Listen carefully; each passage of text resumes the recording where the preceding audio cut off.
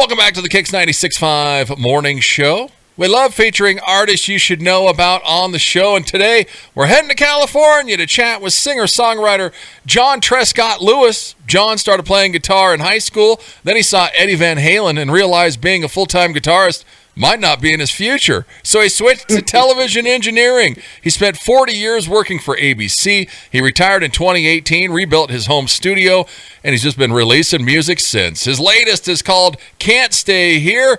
We're excited to have John on the show. First, John, thanks so much for coming on. Hey, Jeff. I'm really glad to be here. Yeah, well, you got some exciting stuff going on in your life. First, congratulations. What's this, Breedlove Guitars just sponsored you? Oh, yeah. I didn't know you knew that. Yeah, that's really cool. I've written so many songs on their guitar. They said, hey, we'll sponsor you. Just tell people what you're doing. I said, okay, we'll do it. Well, and this has to be a nice compliment because you've been using their guitars. And so did they reach out to you? How did they find out? Well, funny thing, I ended up driving through that area, and I figured I needed a guitar case, so I went right up to the shop, and they said, come on in, and they got to know me a little bit and found out about the music, saw my videos where I'm playing their guitars, and they said, wow, maybe you need to be in the pro program here. And I said, yeah, I think I do. Yeah, so give me that case for free, and whatever else you got too. But that's pretty absolutely cool. You're in California. Halloween was this week. Did you get trick-or-treaters? What's happening in your neighborhood? Oh, it turned out to be an Indian summer, they call it, so it's like 84 degrees here. Oh, wow. Usually brings the wind and the fires, as you might see. But for Halloween, we ended up going to our local church, and we were, my wife and I were the outside arbiters of a blacklight search contest. And I was dressed as like a conquistador, I think is what it was, or like Zorro with a sword, that kind of thing. Yeah. Great Nice. fun, though. Well, that sounds fun. Yeah, exactly. It really was. Well, your name, I've been butchering your name all week. It's John Trescott Luis, but it's Luis. So where are you from, John? Where's your family from? How did we get here? Okay, good question. Well, it's not Luis. It's not Spanish. It's basically my grandfather came from China. And when my dad moved to and he married an American woman, so my dad is half Chinese. And when they came here, their name was Liu, spelled Liu. And for some crazy reason, when my grandmother brought my dad in as a very young child, on the birth certificate she wrote Luis. And we don't know why, and even my dad wasn't sure why. But for some reason, he ended up taking the whole rest of his life with that. With my cousins, all are Liu. So, whatever. Wow. So, yeah, that's what we're kind of stuck with, explaining that to the world. Yeah, and trying to find relatives is probably a little hard. No, but the funny thing was, I think when I put music out, oh, you know what? I'll just put music out as John Luis, spelled Luis, because that's what everyone knows me as. Yeah. No, bad idea. When you Google it, there's like 5 guys spelled exactly the same way on YouTube already, and that had a following. And I thought, I can't do it. I've got to put out something that's going to make me stand out a little bit. So that's why I put my full name in there. That's why the Trescott's still in there. That's why he's JTL. Go check him out. Musicbyjtl.com. He's on Facebook, YouTube, Spotify. His latest single, Can't Stay Here, is out now. If you go to his website, there's a cool picture of you, John. You're 17 years old. You're rocking the hair. You got the guitar. You look like a rock star. Tell us what happened. You were in California. You were watching. You kept going to Van Halen, and Eddie just must have blew you away. Wow. First of all, kudos to you for digging deep and finding that picture. But, yeah, so this was Pasadena in the 70s, so I'm dating myself a bit. But, the Van Halen boys were called Mammoth at that time, and they were playing all over town. And literally you could hire them for $200 to play your backyard. The backyard parties were the thing. Oh, yeah. And this happened all the time. And I lived near a bunch of private schools, and they would always be playing their dances, including my high school.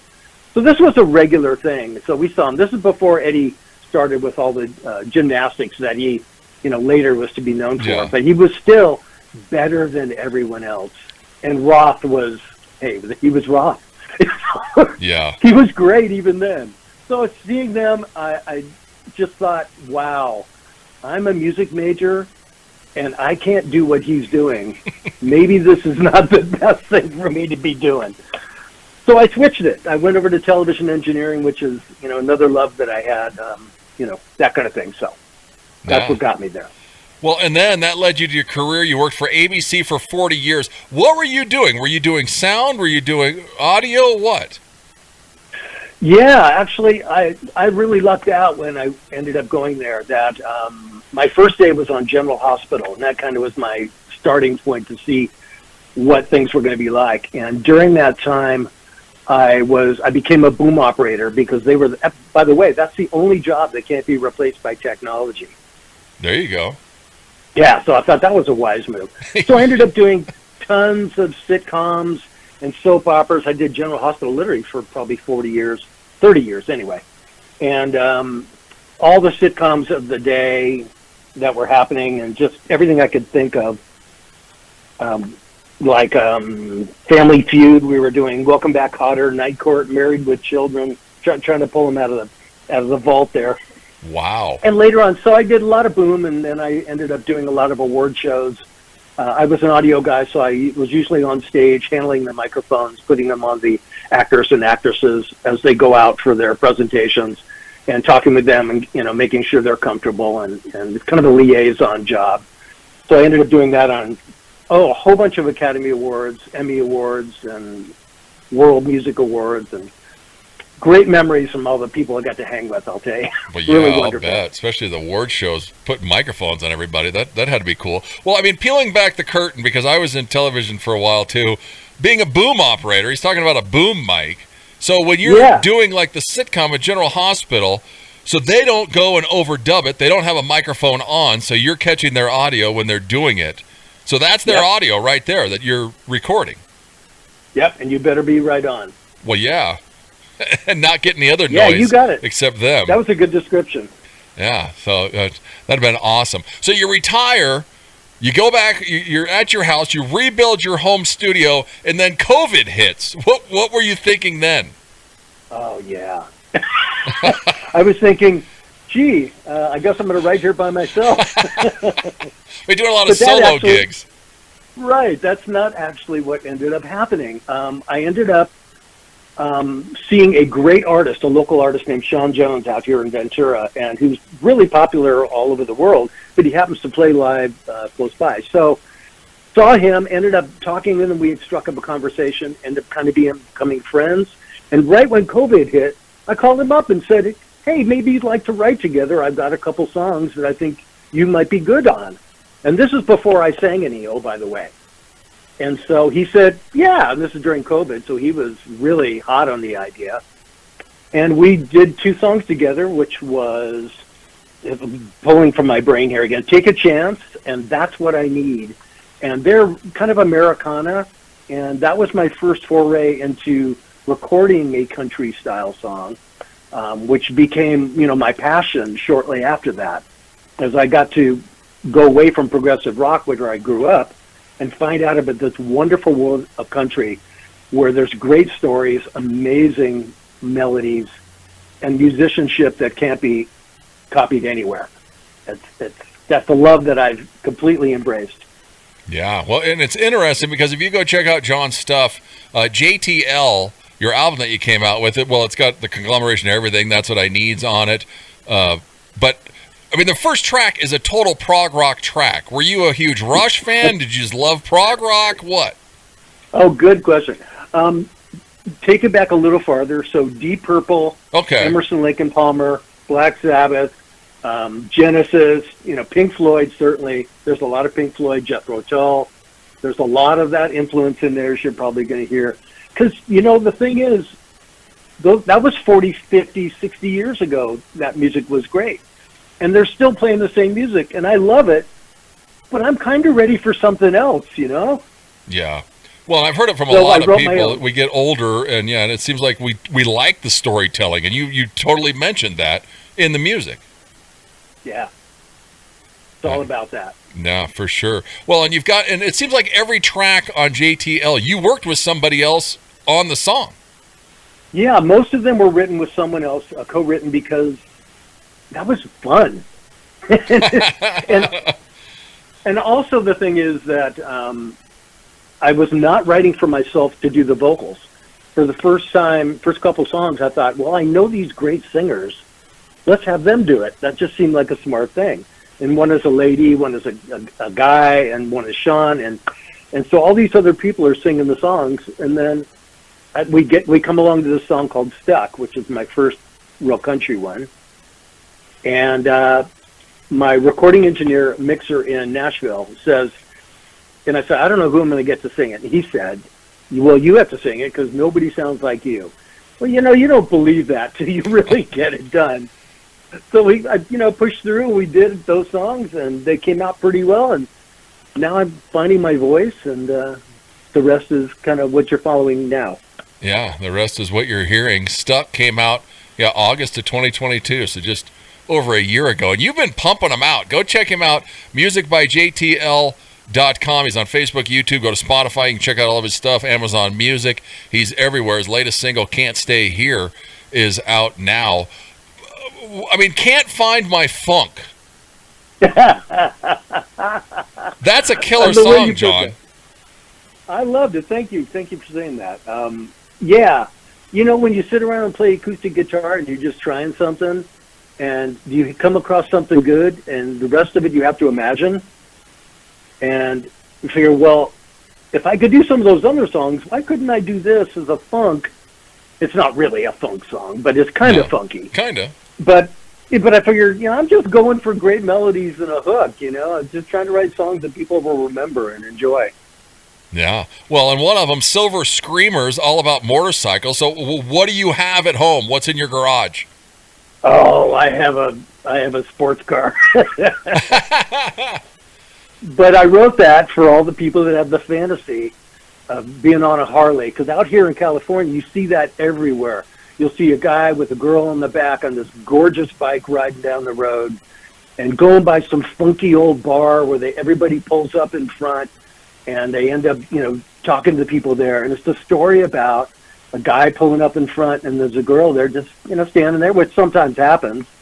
And he said, hey, are you looking for a ride? You want to go out on my Silver Screamer, which is the hot rod, bright silver bike, as you can see in the artwork. Yeah. And the rest is history. And it's kind of an imaginative way of thinking about going down the road. It's that romantic traveling around on a bike kind of thing. Nice. Well, and you were doing, when was the last time you did a live stream? I saw one you were doing a couple, and then you did one like 5 months ago. Have you done one since then? Good question. I think I did about 2 months ago. Okay. And each one is about an hour, so they're quite a bit to put on, and we want to make sure we have enough things going on. And usually when it's a brand new song coming out. So yeah, we've done 4 of those and talked about a lot of things that we touched on briefly here, and that's really fun thing. So I'm hoping that now that COVID's really done out here, that's going to manifest itself into more live shows out here and local playing, that kind of thing. Yeah. We played Don't Make 'Em Like They Used To on the show, which I love the title because it's true. What's the inspiration of the song? Oh, man, this is a true story. I was getting a little bit older and out at a party, a big friends party, and everybody's there, and maybe staying out too late, maybe drinking too much, and woke up at 4 o'clock in the morning with this song kind of going through my head, but feeling terrible. I mean, really feeling terrible. Like, oh my gosh, they clearly don't make them like they used to. Because I could usually go through it. And then I realized that, we're all kind of going through that. And it used to be fun keeping up with everyone. But now it's starting to get a little old. And then you wake up and things don't feel quite like they used to, Yeah, for sure. No, I hear you there. Waking up Sunday morning's not fun sometimes. Yeah, right. How's California? Where are you at? Are you still in the Pasadena area? Where are you located? Are you in Hidden Hills? What? Oh, good question. So no, I'm in a place called Ventura. It's called Simi Valley. Okay. And it's just on the edge of the San Fernando Valley, which is part of Los Angeles. And that was easy enough to get to Hollywood from here and still be able to afford a house back in the 80s. So that's why I did that. But it's gorgeous. It's a beautiful day today. You know, we have our share of crazy weather, from crazy rains to no rain for 5 or 7 years to crazy wind. We got 40-mile-an-hour winds yesterday. It's just all over the place. But with that, here in my studio, I look out onto this world, and I just thank God for it every day because it's so gorgeous. Yeah, that's nice. You've been knocking it out. This is your 4th single this year. You signed with a PR person overseas. Why was that? What was the thinking behind that? Oh, good. That's a really interesting question. They contacted me after hearing some of the songs, and I felt, so I've done PR in the United States before. It was okay, but I thought these guys in England have a whole different take on it, and they're putting their things out to radio, their things out to press that are very different than what we normally get here. And so I thought, well, it'll be interesting to get their take. So it's, you know, it's in like radio stations in Canada, and thank goodness with yours in Wyoming, and all over across London. And that is not something that probably would have happened any other way. And they just look at things a little bit differently. And I thought that might be interesting. Yeah, well, got to me, so it's working. And to get it out right. all over the world. Because, I mean, don't make them like they used to. Just came out, what, in August or something? And then you already come out with Can't Stay Here. Yeah, I know. I probably was not the best PR move, but, you know, we had them, and frankly, the last time I went to Nashville to record, which was in June, we did 12 songs, brand new songs that aren't out yet, and we did those 12 songs in 2 days. Wow. Holy which cow. Was kind of did unusual. You sleep? Yeah, we did, but we worked really hard, and then you redo vocals after that kind of thing, after you sing them. But it just was such a blast, and they were so amazing. My band is just phenomenal. That when we had these, we had like 6 done really quickly and mixed and ready to go. And so you've gotten to see the first couple, Can't Stay Here, Don't Make 'Em, and then we're going to have, oh my gosh, I have progressive rock next, and then several ballads and several country ballads that are next. And they're all ready to go, so I figure, let's put them out. You know, let's get them out there. Well, exactly. They're ready to go. You might as well not sit on them, and you got the momentum, so keep it going. Yeah. That's the best thing. Yeah. Go check him out, musicbyjtl.com. He's on Facebook, YouTube, Spotify. His latest one, Can't Stay Here, is out now. It's the greatest bar song you've never heard. It is a bar song. Tell us about this song, John. Oh, Can't Stay Here.